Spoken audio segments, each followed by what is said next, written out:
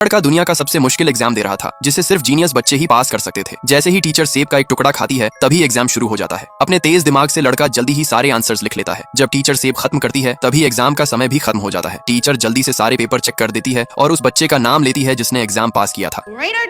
सब बच्चे हैरान हो जाते हैं क्योंकि सिर्फ एक बच्चे ने ही एग्जाम पास किया था। दुनिया भर के जिन बच्चों ने भी एग्जाम पास किया था वो दूसरे राउंड में पहुंच जाते हैं, लेकिन तभी टीना की पेंसिल गटर में गिर जाती है। इसकी दोस्त भी मदद के लिए नहीं रुकती, तभी रियाड इसकी मदद के लिए रुकता है। अगला एग्जाम शुरू होने में सिर्फ 1 मिनट बचा था, तभी रियाड अपनी पेंसिल तोड़कर आधी टीना को दे देता है। टीना बहुत खुश होती है और यह लड़के से वादा करती है कि वो कभी न कभी इसकी मदद जरूर करेगी। दूसरा एग्जाम शुरू हो जाता है और इस बार क्वेश्चन बहुत मुश्किल थे। बच्चे घबरा जाते हैं। एक लड़का तो इतने मुश्किल क्वेश्चन देखकर एग्जाम हॉल से ही भाग जाता है। यहाँ तक कि रियाड भी क्वेश्चन पेपर देखकर उलझन में पड़ जाता है, लेकिन टीना सारे आंसर्स लिख लेती है और उठते समय यह एक छोटा सा कागज रियाड की ओर फेंक देती है जिस पर सारे आंसर्स लिखे हुए थे। टीना रियाड की मदद का बदला चुका रही थी, लेकिन रियाड पर्ची को दूर फेंक देता है। ये ध्यान से क्वेश्चन पेपर की तरफ देखता है, तभी इसे एक सीक्रेट पता चलता है कि हर आंसर अगले क्वेश्चन में छुपा हुआ था। यह एग्जाम दरअसल ध्यान और समझ का था। जब टीचर फिर रिजल्ट की घोषणा करती है तो यह जीनियस लड़का फिर से पास हो जाता है। आखिर में सिर्फ 5 बच्चे ही तीसरे राउंड में पहुंचते हैं। इस बार कोई क्वेश्चन नहीं थे। इस बार इन्हें पूरे कमरे को काले या सफेद स्क्वायर पर पैर रखे बिना पार करना था। एक लड़की कहती है यह नामुमकिन है। यह सुनकर टीचर इसे फौरन एग्जाम में फेल कर देते हैं। अब एक दूसरी लड़की की बारी थी। यह एक रस्सी निकालकर इसे कमरे के दूसरी ओर के दरवाजे के हैंडल से बांध देती है और सावधानी से रस्सी पर चलते हुए कमरे को पार कर लेती है। अगली बारी एक तेज और फुर्तीले लड़के की थी। ये बिल्कुल स्पाइडरमैन की तरह कूदते हुए कमरे को बड़े आराम से पार कर लेता है।